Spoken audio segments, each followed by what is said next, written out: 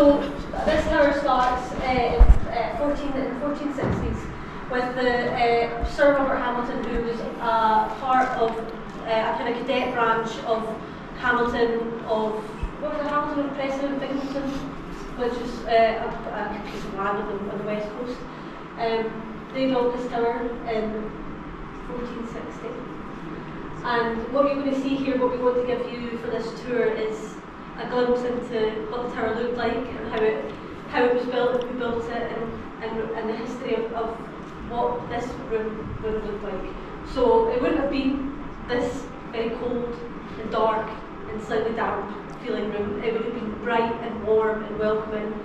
We would have had, this would have been the centre fireplace, and in here you would have probably had, where everyone's sitting, there would have been two big long tables, and then one here for the Hamiltons, so they could keep their arms warm and you'd be slightly colder than this side.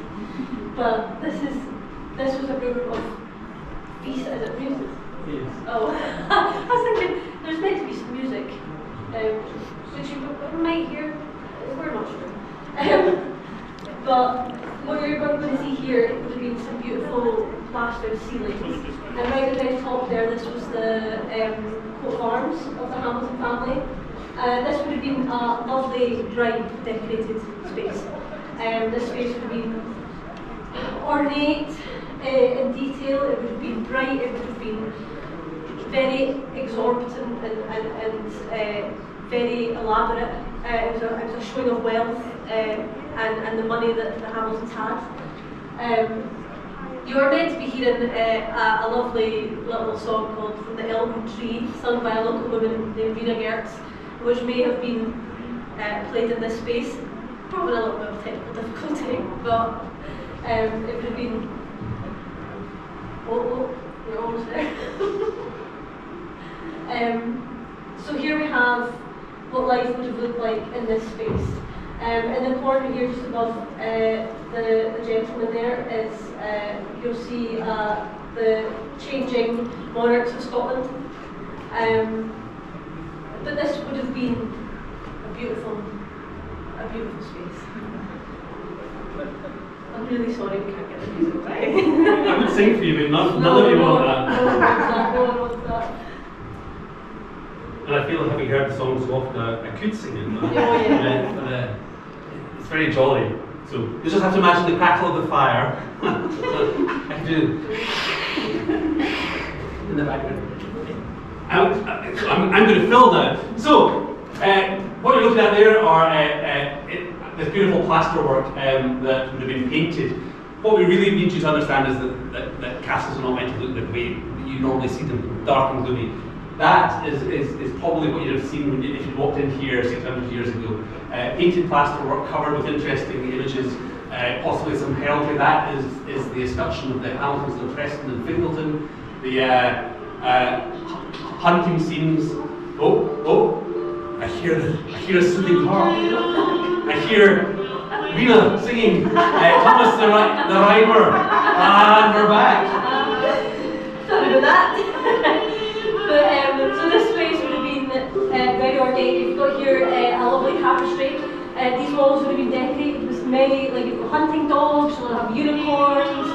This specifically would have been from, so as the Hamiltons were building this tower, and Morrison's Haven was one of the busiest ports in Scotland, so they would have had access to all these amazing pieces of furniture and decor.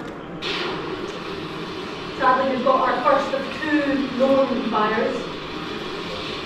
This came at a time which was called the Rough Wing.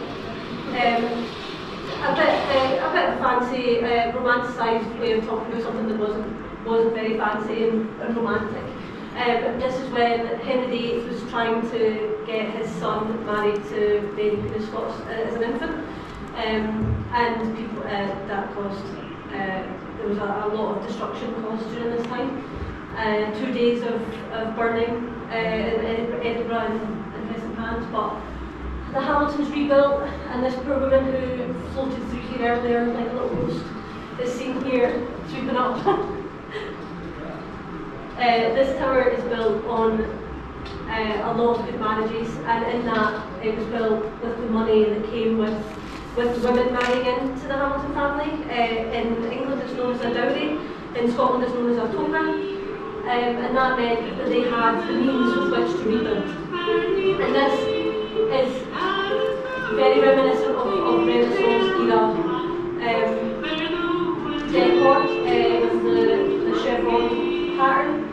This is a time where they would have had access to a lot more elaborate pieces, and this was the Ferrari of the time. This was the way that they show their wealth, and we don't know if it looked like this. We can only theorise based on other buildings similar to this.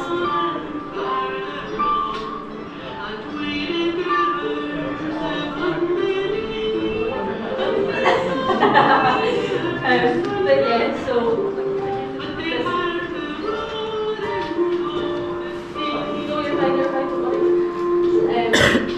but as the years have changed, so too does the tower, and we're reaching a point in this. So this is 1620s, and there's another good marriage. John Hamilton here marries his second of three wives, Catherine Howison. And that marriage allowed us to build a Renaissance mini palace above us, which is a very unique thing in Scotland. There's only maybe two that have something similar, and that's built on top of the tower house. All that money, and that's what this room changes at that point, because the Great Hall moves upstairs. And so we don't know what this space was used for. We think it might have had a different use at this time, but what we do know is that it probably would have been decorated in this style. So would have been some beautiful wood panelling, and above your heads there would have been wood panel along the ceiling, and on this wood panel there would have been some beautiful ornate drawings of things that are very exotic, such as grapes, which don't seem exotic now to us, but there would have been grapes, there would have been things that were really unseen or by the regular person. This was things that you could only get if you had a lot of money and with which to buy. And on the walls there would have been some kind of ornate, it's coming through now, ornate kind of panelling on the walls. It could have been kind of carved of like hunting dogs and unicorns, but it could also be rather rude. And in what is now the Royal Musselburgh, the golfers were taking down some plaster, and they uncovered a wall of very rude, very rude drawings with like goblins and other rude things, but that had to get taken out. But now we've reached a point in history, of British history, where we see Cromwell led, was it Sergeant Monk? It's Colonel Monk. Colonel Monk. That's his general in Scotland, that's the person in charge of the army. Sends his forces after the Battle of Dunbar to take all the royalist strongholds, of which Preston Tower is one. And this was a really poignant fire, because in this fire what was lost was the charter chest, and in the charter chest you would have had the entire history of this tower prior to 1650, and losing that meant we lost a lot of history that we're still having to piece together today. But of course it's rebuilt by Thomas Hamilton and Rachel Burnett, and what you see up here, where this lovely piece of gaudy looking cornice exists now, plastered between two pieces of wood. This is 400 years old. This is all we have left of this era, and you would have seen some beautiful ceilings like this. But as this time went on, we realised that living in medieval townhouses like this was no longer in fashion. People preferred to live on the ground rather than in a palace or a townhouse like this. So this house, by 1700, is no longer a home, and it enters a stage that historians call ruination, where it sits empty, although we don't know if it was actually empty. We suspect people might still have lived in here, but we're certainly not the Hamilton family. They built another house, which is now Hamilton House, and they lived there. But Preston Tower continued to inspire many, and it continued, the stories continued, and the rich history continued to inspire well long after its ruination.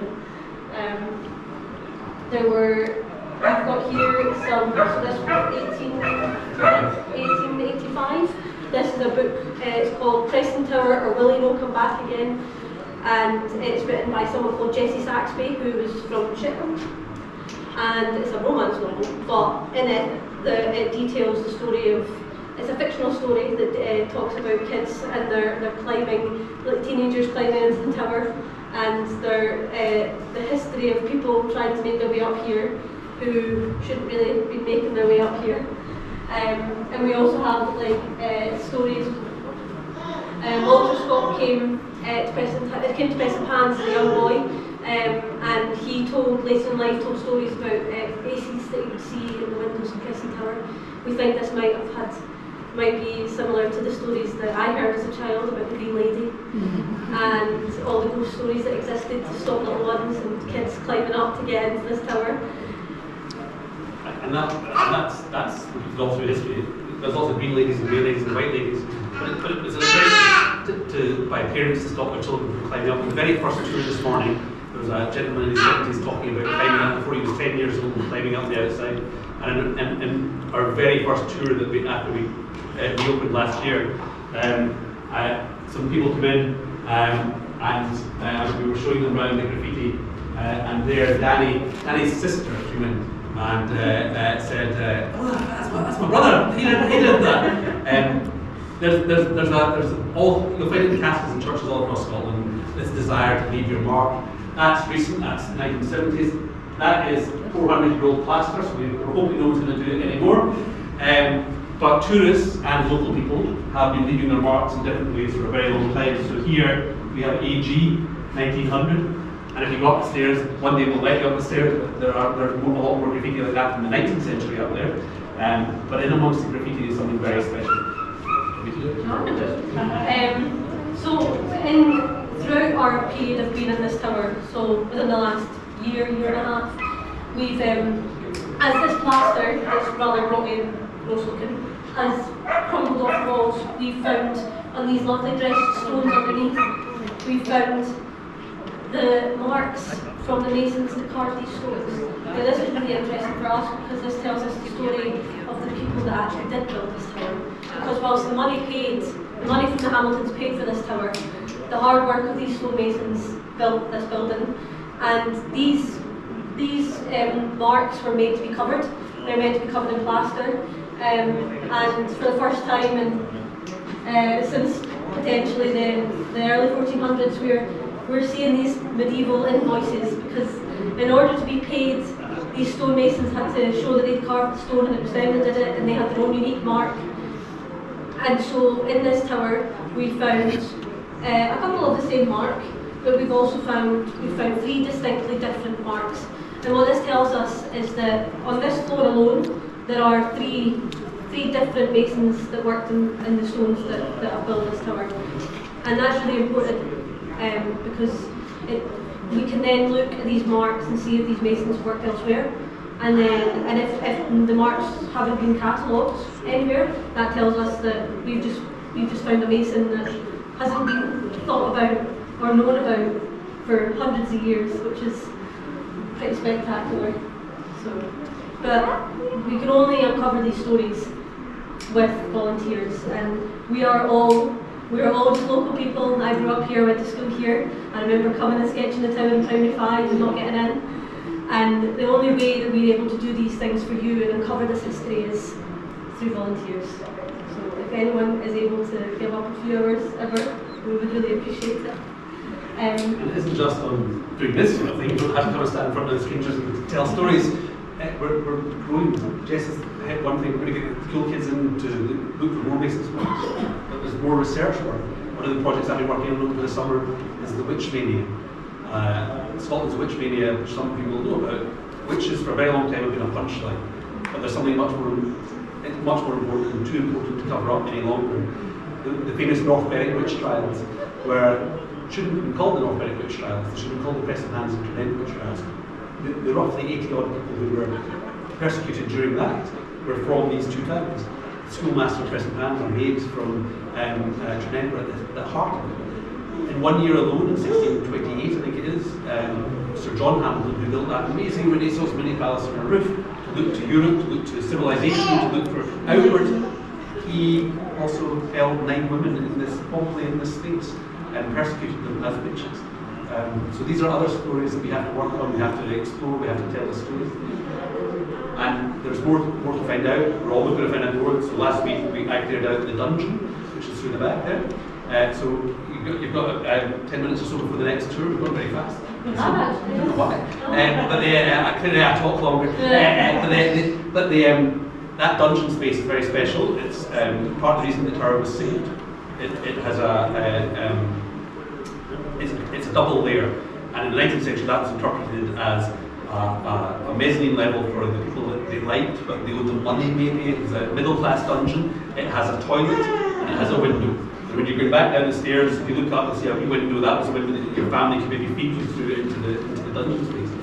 But your toilet was just a chute that emptied into the bottle dungeon below you, the pit prison or the bottle dungeon. And that you can see if you look through the hatch and look down to the bottom and see a metal staircase. That is the pit prison. That is sadly most likely where these unfortunate women were held and others were held. So there's a whole ritual space that this that goes with judiciary. This space may well have been a trial space, but it was also, in many other ways, things that we've forgotten about in Prestonpans history. In 1559, a conference was held here by Miriam Guise. Her agents came and met the Lords of Congregation in this space to discuss what the Reformation was going to look like in Scotland. So Scotland has been shaped in this room, and that featured in another novel that I only covered last month, called Mary of Lorraine, which is the Sunday name for Mary of Guise, Mary of Scotland. This is a novel written in 1865 by her historian. I think it's like the 10th chapter in it is Preston Tower, and it's all about this as a space. So many stories to tell, archaeology work to be done. A lot is forgotten about Prestonpans, or overshadowed by the Battle of Prestonpans, which was 900 seconds out of 900 years of history of this. And I think, whilst it's right to celebrate that, we should also celebrate the history that has been forgotten and find ways to give that history back to Prestonpans and people like that. So thank you for coming today. There's so much more to see. We've got the lovely ladies who catch in the past who floated by earlier. They're downstairs showing a 17th and 17th century layers kitchen, if we like. And then go down to the Ducot and have a look in there. There's a wonderful community toilet, I won't ruin it for you. If you've seen our social media, you'll know what's in there, but if you haven't, go down and have a look. We've got more plans. We want to do this more often. The school groups want to come in. We want to do archaeology here. We want to do standing building surveys. We want to do a lot more. We're only just in the early days of this, so please get involved if you can. Thanks for coming today. Thank you. Any questions? Some of the young people want to come. Oh, yeah. That's one of the best ones. It's not been weathered. This one is the best in the reserve because it's not had wasn't hitting it.